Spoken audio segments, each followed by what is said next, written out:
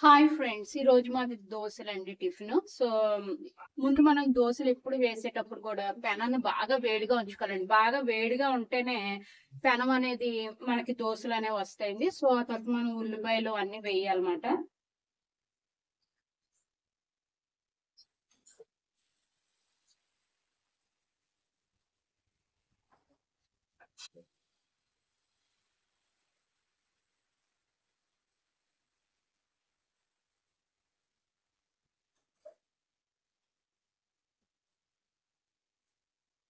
ఇది ఉల్లి దోస అండి.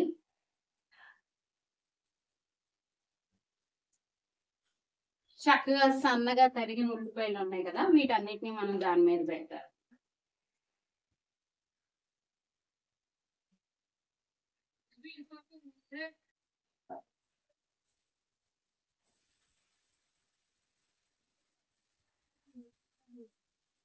రెండు వైపులా బాగా కాల్చుకోవాలండి.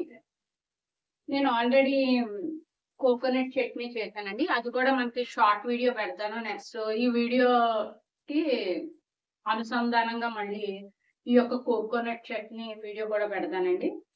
ఎప్పుడు దోసలేసినా మనకి పిండి అనేదండి ఆహ్, గట్టిగా ఉండకూడదన్నమాట. కొంచెం వాటరీగా కలుపుకోవాలండి. అప్పుడు బాగా వస్తాయన్నమాట. క్రిస్పీగా వస్తాయి.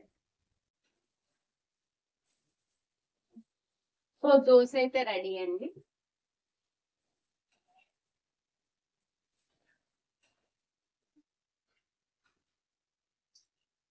దోసని నీట్‌గా ఒక ప్లేట్‌లో మనం సర్వ్ చేసుకొని, మనం ఆల్రెడీ వండుకున్నాం కదండీ! కొబ్బరికాయ చట్నీ. ఈ కొబ్బరికాయ చట్నీ వేసుకొని తింటే చాలా టేస్టీగా ఉంటదండి. నాకు దోస అంటే చాలా ఇష్టం. అందులో ఆనియన్ దోస అంటే చాలా ఇష్టమండి.